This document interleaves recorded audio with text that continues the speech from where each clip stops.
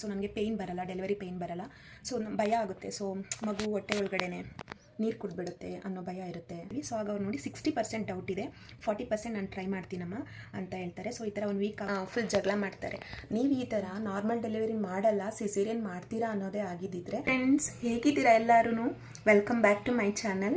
Thank you so much ಯಾರೆಲ್ಲ support ಮಾಡ್ತಾ ಇದ್ದೀರಾ. ದಯವಿಟ್ಟು ಸಬ್ಸ್ಕ್ರೈಬ್ ಆಗಿ ಚಾನಲ್ನ, ವೀಡಿಯೋಸ್ನ ನೋಡಿ ನನಗೆ ಸಪೋರ್ಟ್ನ ಕೊಡ್ತಾ ಇರಿ ಅಂತ ಕೇಳ್ತೀನಿ. ಹಾಗೆಯೇ ಇಲ್ಲಿವರೆಗೂ ಯಾರೆಲ್ಲ ಸಪೋರ್ಟ್ ಮಾಡ್ತಿದ್ದೀರಾ ಅವ್ರಿಗೆಲ್ಲ ನನ್ನ ವಂದನೆಗಳನ್ನ ಕೂಡ ಹೇಳ್ತೀನಿ. ಸೊ ನಂದು ನಾರ್ಮಲ್ ಡೆಲಿವರಿನ, ಸಿಸೇರಿಯನ್ ಡೆಲಿವರಿನ, ನಂದು ಡೆಲಿವರಿ ಎಲ್ಲಾಗಿದ್ದು ಅದು ಎಕ್ಸ್ಪೀರಿಯೆನ್ಸ್ ಹೇಗಿತ್ತು ಅಂತ ಶೇರ್ ಮಾಡ್ಕೊಳ್ಳೋಕ್ಕೋಸ್ಕರ ಬಂದಿದ್ದೀನಿ. ಸೊ ನಾನು ಶೇರ್ ಮಾಡ್ಕೋತಾ ಇರೋವಂಥ ವಿಷಯ ನನ್ನ ಮೊದಲನೇ ಮಗನ ಡೆಲಿವರಿ ಸ್ಟೋರಿ. ಸೊ ಪ್ರೆಗ್ನೆನ್ಸಿದೆಲ್ಲ ನಾನು ಆಲ್ರೆಡಿ ಶೇರ್ ಮಾಡಿದ್ದೀನಿ. ಇವತ್ತು ಡೆಲಿವರಿದು ಮಾತ್ರ ಶೇರ್ ಮಾಡ್ಕೋತಾ ಇದ್ದೀನಿ. ಸೊ ಫ್ರೆಂಡ್ಸ್, ಇಲ್ಲಿ ಬಂದು ಕ್ವಶನ್ಸು, ಎಲ್ಲಿ ಡೆಲಿವರಿ ಆಗಿದ್ದು, ಸೊ ನಾರ್ಮಲ್ ಡೆಲಿವರಿನ, ಸಿಸೇರಿಯನ್ ಡೆಲಿವರಿನ. ಸೊ ನಾನು 2015 ನನ್ನ ದೊಡ್ಡ ಮಗನಿಗೆ ಕನ್ಸೀವ್ ಆಗಿರ್ತೀನಿ. ಸೊ ನಾನು ನಮ್ಮ ಹಸ್ಬೆಂಡ್ ಇಬ್ಬರೇ ಇರ್ತೀವಿ ಮನೆಯಲ್ಲಿ.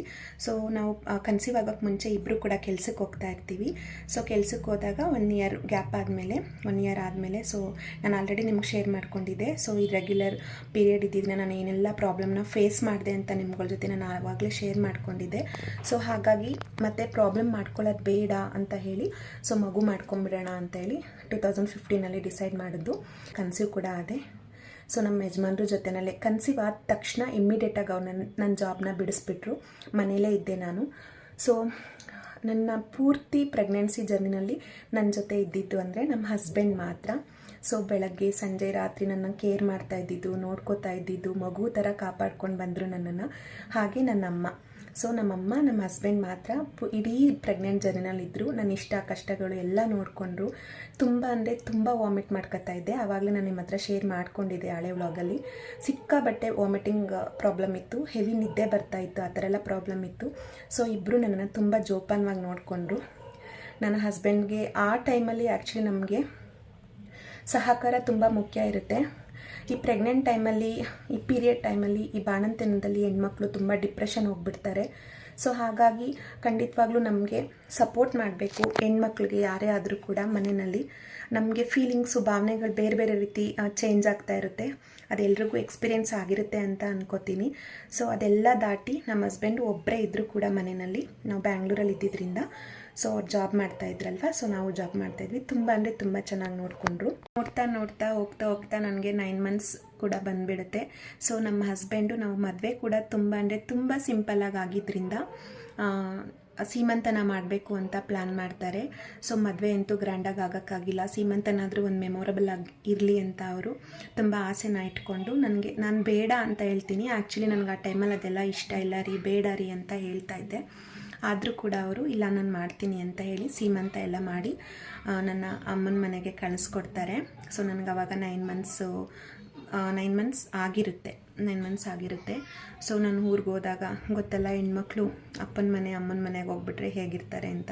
ಸೊ ಕಂಪ್ಲೀಟಾಗಿ ರೆಸ್ಟಲ್ಲಿ ಇರ್ತೀನಿ. ಸೊ ಅಪ್ಪ ಅಮ್ಮ ಅಲ್ಲಿ ನನಗೇನು ಇಷ್ಟ ಕಷ್ಟ ಎಲ್ಲ ನೋಡ್ಕೋತಾರೆ.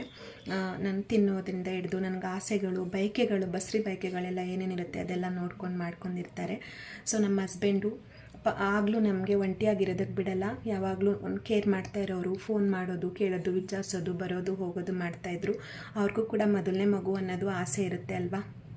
ಹಾಗಾಗಿ ಸೊ ನನಗೆ ಏನಾಗುತ್ತೆ ಅಂದರೆ, ಮಗುಗೆ 17 ಡೇಟ್ ಕೊಟ್ಟಿರ್ತಾರೆ. ಸೊ ಜೂನ್ 17 ಡೇಟ್ ಕೊಟ್ಟಿರ್ತಾರೆ. 17, 16, 15, 16, 17 3 ಡೇಸ್ ಇರುತ್ತಲ್ಲ ಕೊಟ್ಟಿರ್ತಾರೆ.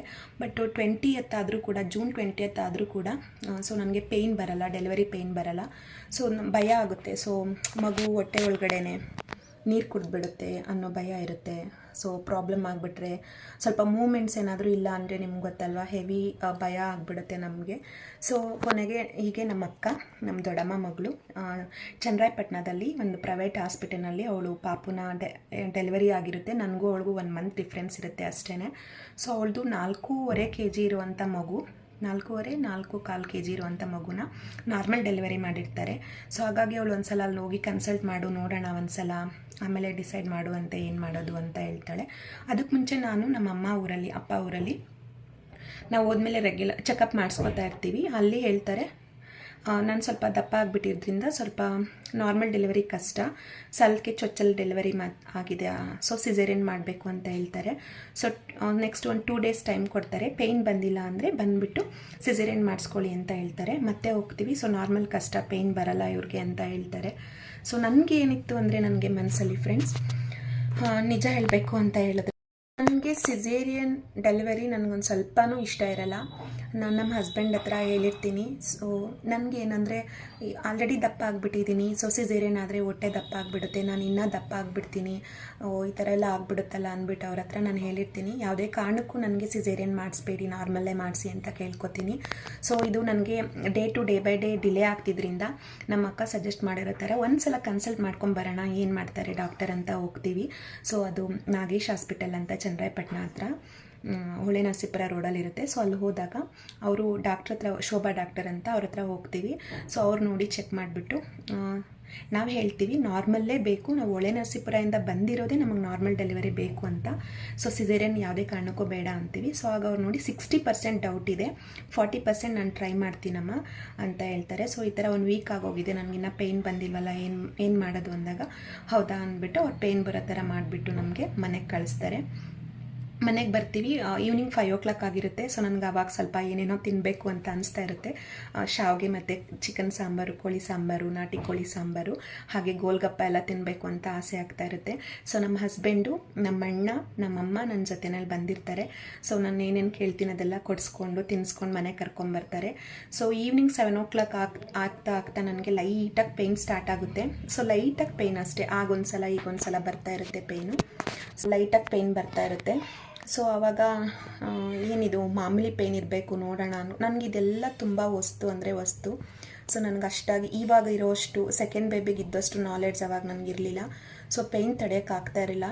10 ಗಂಟೆವರೆಗೂ ಪೇಯ್ನ, ನೈಟ್ 10 ಗಂಟೆವರೆಗೂ ಪೇಯ್ನ ಹಾಗೋ ಹೀಗೋ ಸಹಿಸ್ಕೊತೀನಿ.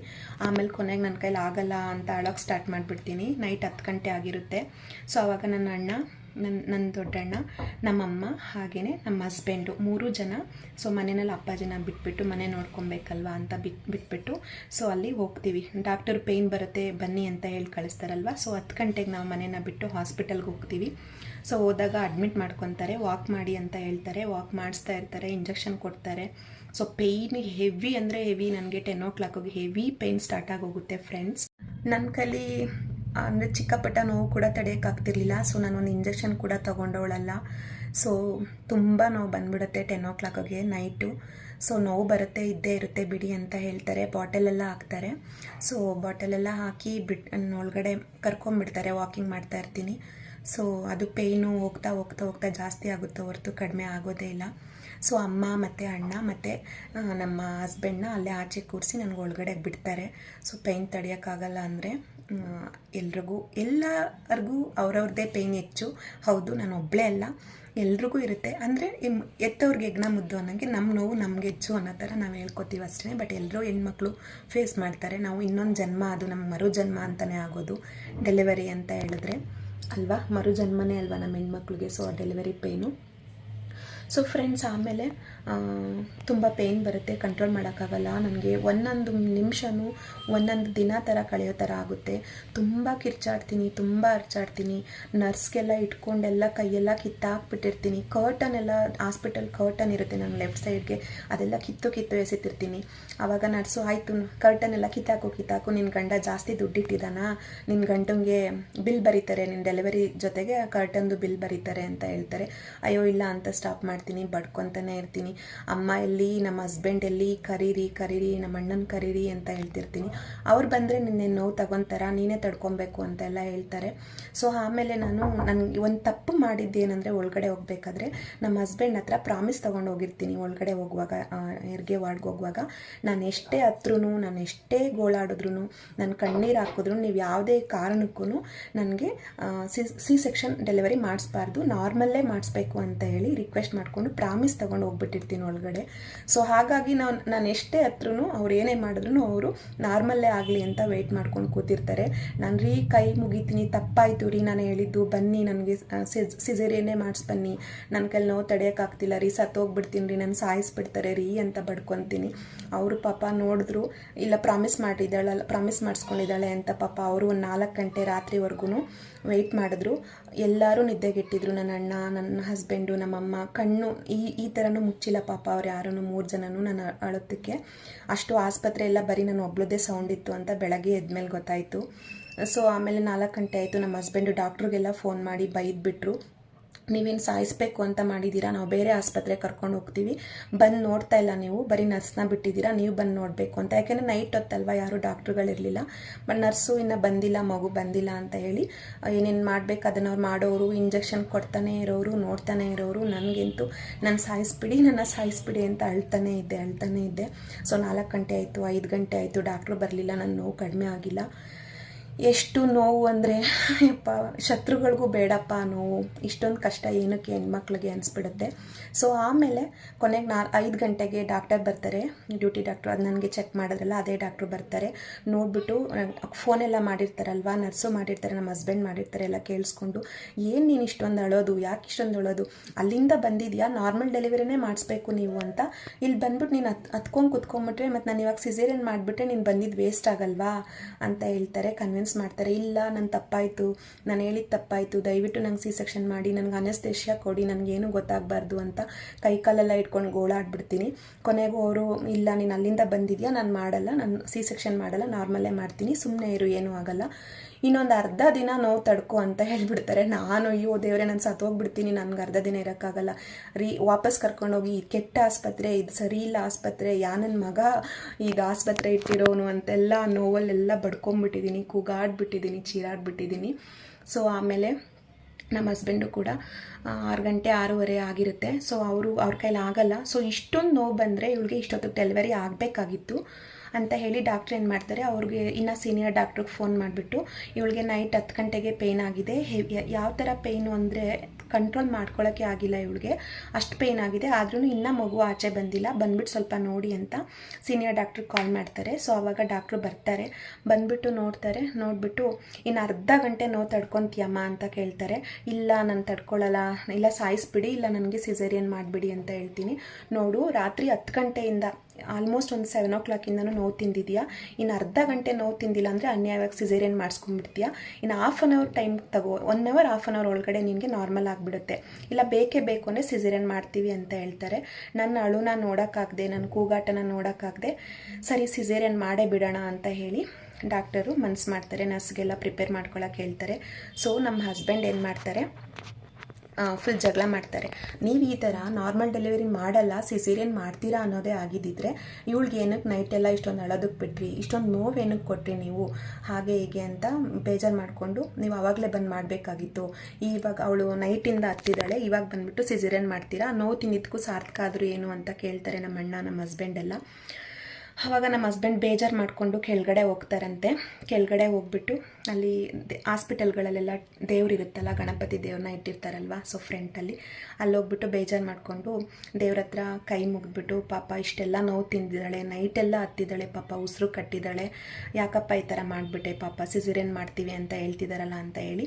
ಸೊ ಅವ್ರು ಇಷ್ಟದ ದೇವರು ಧರ್ಮಸ್ಥಳ ಮಂಜುನಾಥ ಸ್ವಾಮಿಗೆ, ಅವಳಿಗೆ ನಾರ್ಮಲ್ ಡೆಲಿವರಿ ಆದರೆ ನಾನು ನಿನ್ನ ಹತ್ರ ಬರ್ತೀನಪ್ಪ ಅಂತ ಹರಿಸ್ಕೊಂಡು ಮೇಲ್ಗಡೆ ಬರ್ತಾರೆ.